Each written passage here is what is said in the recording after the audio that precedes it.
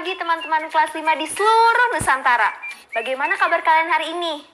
Apa kalian sudah berolahraga hari ini?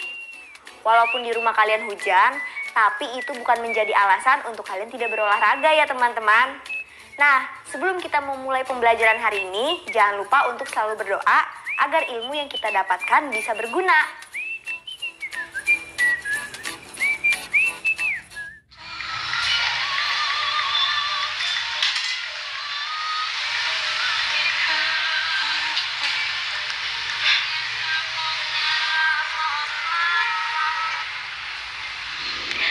Teman-teman kelas 5, hari ini kita akan belajar tentang tengara atau penanda tempat.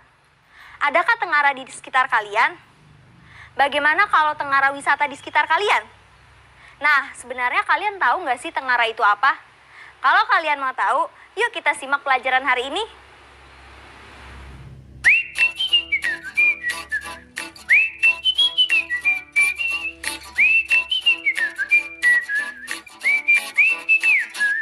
Mengenal tengara wisata.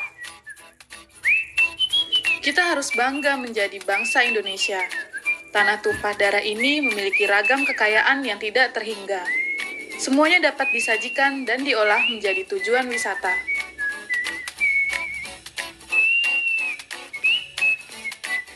Tengara wisata adalah tanda yang digunakan untuk mengenali tempat tujuan wisata.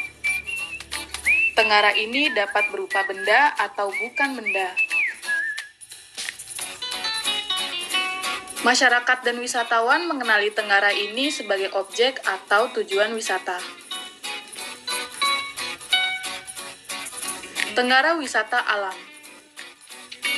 Semua daerah di Indonesia memiliki tengara wisata alam berupa gunung, flora, fauna, air terjun, sungai, danau, hingga di dalam laut. Tengara alam ini merupakan benda. Contoh tengara alam ini antara lain Gunung Rinjani, Danau Kelimutu, dan Ngarai Sianok. Komodo merupakan fauna khas Pulau Komodo yang menarik wisatawan datang ke Provinsi Nusa Tenggara Timur. Tengara wisata sejarah. Peninggalan dan jejak peristiwa berupa cagar budaya, candi, makam, bangunan, peralatan, dan perlengkapan masa lalu, serta museum, merupakan tengara wisata sejarah. Jumlah cagar budaya saat ini adalah 2.319, sedangkan jumlah museum sebanyak 435 buah yang tersebar di seluruh Indonesia. Tengara wisata religi. Masjid, pura, candi, dan gereja menjadi tengara wisata religi. Masjid Raya Baitur Rahman di Aceh dikenal punya kemiripan dengan Taj Mahal di India. Sementara itu, Masjid Agung Tuban terlihat indah dengan tampilan beragam warna cerah. Wisatawan yang berkunjung ke Semarang dapat menemukan gereja Belenduk. Tengara wisata seni dan budaya. Seni dan budaya Nusantara sangat beragam dan dapat digunakan sebagai tengara wisata. Tidak hanya tari-tarian, tapi juga wayang, tradisi agraris, maritim, dan lain sebagainya. Tengara wisata sastra. Tengara sastra dapat berwujud benda, seperti buku atau kitab. Kitab-kitab kuno seperti Negara Kertagama dan Sutasoma membuat para wisatawan ingin lebih tahu tentang jejak Kerajaan Majapahit di Mojokerto, Jawa Timur. Sedangkan sastra masa kini, contohnya adalah Laskar Pelangi, yang membuat pembaca mengenal Belitung Timur. Jika ingin berwisata lebih dalam, wisatawan dapat mengunjungi Museum Kata Andrea Hirata. Tenggara juga dapat berupa bukan benda, seperti seni Macapat yang berkembang di Jawa dan seni tutur nandong dari Aceh. Nah, setelah teman-teman selesai mendengarkan penjelasan soal Tenggara, sekarang waktunya kalian menjawab pertanyaan berikut ya.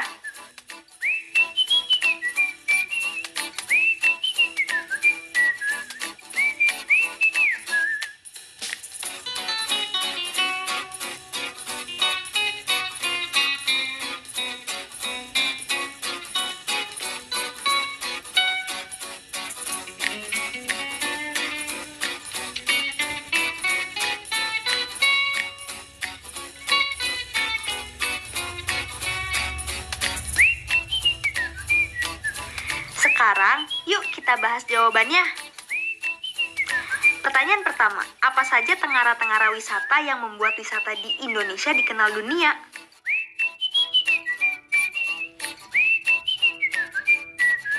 Iya, benar.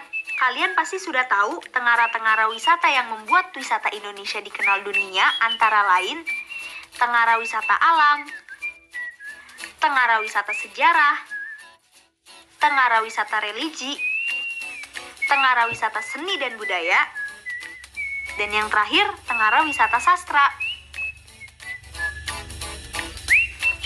Pertanyaan kedua, termasuk wisata apakah Sungai Mahakam? Ya, benar. Termasuk wisata apakah Sungai Mahakam? Ya, benar. Tentu saja, wisata Sungai Mahakam termasuk jenis wisata alam. Sekarang, pertanyaan terakhir. Apa tengara wisata yang ada di daerahmu? Nah, kalau jawaban yang ini akan beragam di masing-masing daerahnya. Kalau di Jawa Tengah, ada tengara wisata religi seperti Masjid Agung Jawa Tengah dan Gereja Belenduk. Ada juga tengara wisata budaya seperti pagelaran wayang kulit misalnya. Lalu tengara sejarah seperti Lawang Sewu.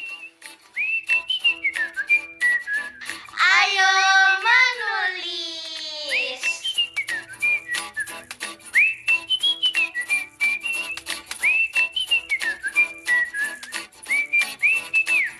Tugas selanjutnya, kamu bisa menggambar atau menulis di buku kerja kalian mengenai tengara wisata yang ada di daerah masing-masing.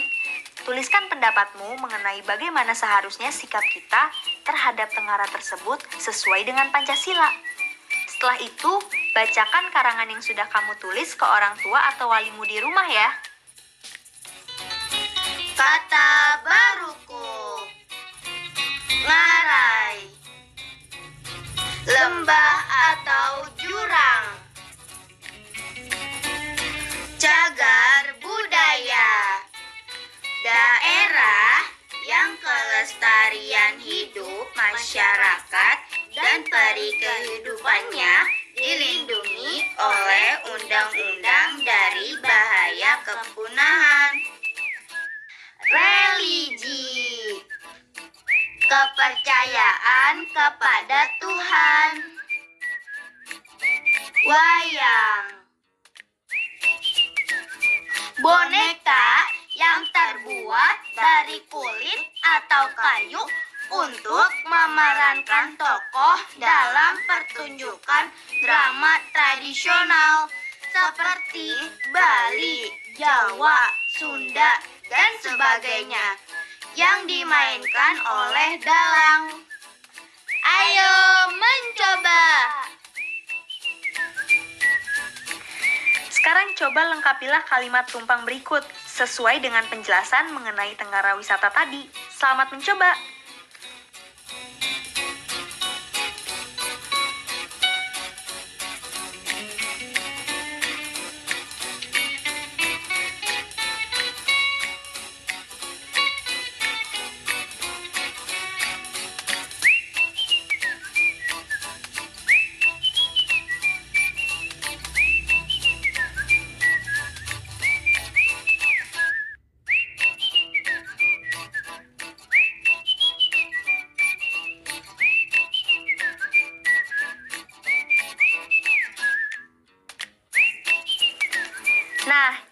jawabannya? Kita baca bersama-sama ya. 1. Tengara wisata sastra dapat berupa benda seperti buku dan kitab. Juga berupa bukan benda seperti seni tutur, nandong dari Aceh. 2. Tanda yang digunakan untuk mengenali tempat tujuan wisata disebut tengara wisata. 3. Wisata sejarah dapat dilakukan dengan mengunjungi museum. 4. Museum Kata Andrea Hirata yang ada di Belitung Timur merupakan tengara wisata sastra. Arung jeram adalah salah satu jenis wisata sungai. Sungai merupakan tengara wisata alam. Mudah kan soal-soalnya? Setelah ini kita akan masuk ke pembelajaran numerasi ya. Jangan kemana-mana.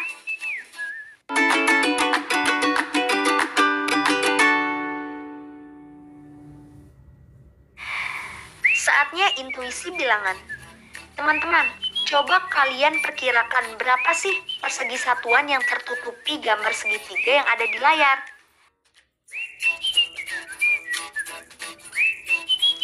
Teman-teman, coba tarik garis dari ujung segitiga sehingga membentuk sebuah persegi. Nah, sekarang bisa kan menghitung banyaknya kotak kecil yang ada di kotak besar? Kotak kecil mendatar ada 10. Kotak kecil menurun juga ada 10. Jadi, teman-teman tinggal mengalihkan saja kotak mendatar dan kotak menurunnya. 10 dikali 10 sama dengan 100. Nah, segitiga tersebut menutupi setengah dari kotak besar. Maka, banyak kotak kecil yang ditutupi adalah 100 dibagi 2, sama dengan 50 kotak. Mudah bukan? Gin. Ya? Udah selesai gambar petanya? Udah dong. Kalau kamu tak? Udah belum? Udah dong. Nih lihat, gimana menurutmu? Wah, rapi toh. Ini punya aku. Kok gambar peta kamu besar banget sih, Gin? Punyaku salah ya? Enggak kok, Tok. Memang punyaku lebih besar. Tapi bentuk dan gambarnya sama kok. Jadi menurutku dua-duanya benar. Kok bisa gitu, Gin? Nih, coba kamu lihat. Peta yang kamu buat skalanya 1:200 km. Nah, kalau yang aku buat skalanya 1:100 km. Untuk membuktikan kalau kedua peta ini benar, kita bisa mengukur jarak antara dua kota pada peta. Misalnya Jakarta ke Surabaya. Kita masukkan saja data peta kita ke tabel. Lalu kita kalikan dengan skalanya. Lihat, hasilnya sama kan? Oh gitu. Benar. Ternyata setelah dikalikan, hasilnya sama-sama 800 km juga ya, Gin? Iya, benar toh. Ketika kita membuat peta, kita harus memperhatikan skala pada peta, yaitu perbandingan antara jarak pada peta dengan jarak sebenarnya. Oh, I see. Emang beda ya belajar sama anak ranking 1? Iya dong. Nah, setelah tadi kalian menyaksikan percakapan antar Gina dan Tito, sekarang saatnya kalian mencoba menggambar peta seperti Doni. Ayo siapkan buku gambar dan alat tulis kalian. Kita akan menggambar peta Pulau Jawa. Seperti yang kalian lihat, peta berikut memiliki skala 1:200. Artinya 1 cm pada peta sama dengan 200 km jarak sebenarnya. Jika skala pada peta dibuat 2 kali lebih besar, yaitu 1:100 km, maka ukuran pulau pada peta menjadi 4 kali lebih luas atau besar. Sekarang waktunya kalian menggambar peta. Pertama-tama, ambillah kertas gambar kalian. Lalu, buatlah garis horizontal dan vertikal dengan ukuran 4 x 4 cm menggunakan pensil. Sekarang, salin gambar peta yang ada dengan mengikuti garis-garis yang sama di kotak yang sama pada kertas berpeta kalian. Teliti dan berhati-hati ya dalam menyalin petanya, agar gambar kalian bisa sama persis dengan peta yang asli. Gambarkan kotak per kotak. Nah, ini dia hasil peta yang sudah disalin oleh Doni. Bagaimana dengan peta yang kalian gambarkan? Apakah sudah sama dengan peta aslinya? Jika gambar petamu belum sama, coba periksa di mana letak kesalahannya. Kalian dapat meminta bantuan orang tua atau wali kalian di rumah.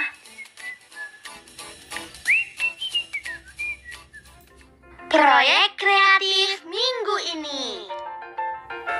Hai teman-teman, hari ini saatnya kita melanjutkan proyek kreatif kita minggu ini. Proyek kreatif kita minggu ini adalah membuat peta pulau di mana tempat kalian tinggal dengan skala tertentu. Nah, semua persiapan untuk membuat peta sudah dilakukan. Sekarang saatnya kalian membuat peta bersama keluarga kalian. Jangan khawatir kalau nanti hasilnya tidak sesuai dengan rencana kalian, teman-teman. Dan sebaiknya kamu mencatat hal-hal yang penting selama proses pengerjaan, dan itu tujuannya agar mempermudah dalam membuat laporan. Dan juga supaya tidak ada yang terlewat sedikit pun, teman-teman. Kalian juga bisa memotret dan memvideokan menggunakan gawai orang tua kalian selama proses dan hasilnya, teman-teman. Tapi itu tidak wajib ya, teman-teman. Nah, kalian bisa membuat peta dimulai dengan membuat titik acuan. Misalnya, dengan membuat pulau di bagian paling utara.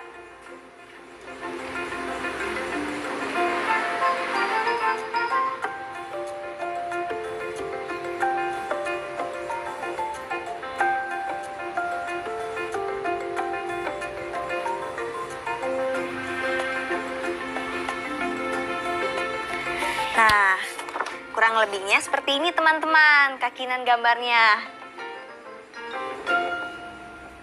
Refleksi.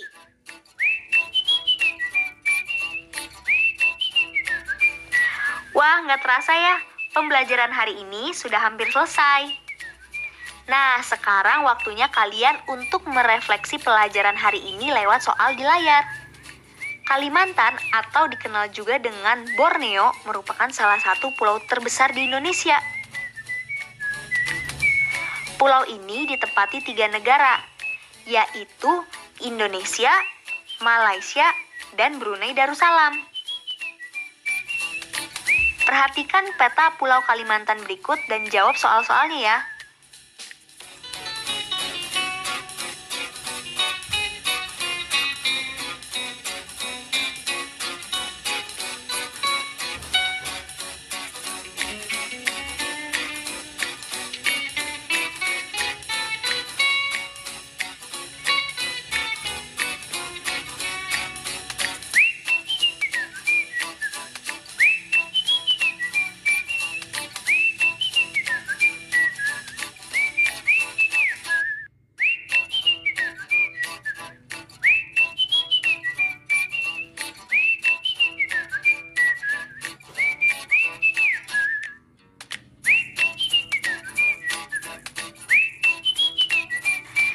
Sekarang saatnya kita jawab bersama-sama ya. Pertanyaan pertama. Peta tersebut memiliki skala 1:200 km. Artinya adalah 1 cm pada peta sama dengan 200 km jarak sebenarnya. Nah, lalu soal kedua, temukan jarak sebenarnya antara dua kota berikut. Karena jarak pada peta sudah ditemukan, itu artinya kita tinggal mengalikannya dengan skala saja, teman-teman. Jadi, jarak sebenarnya dari Palangkaraya ke Balikpapan ialah 8 cm dikalikan 200 km, sama dengan 1.600 km.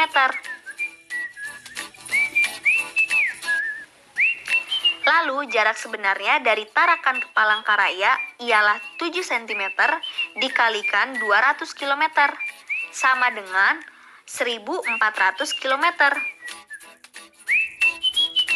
Terakhir, jarak sebenarnya dari Brunei ke Palangkaraya ialah 9,5 cm dikalikan 200 km, sama dengan 1.900 km.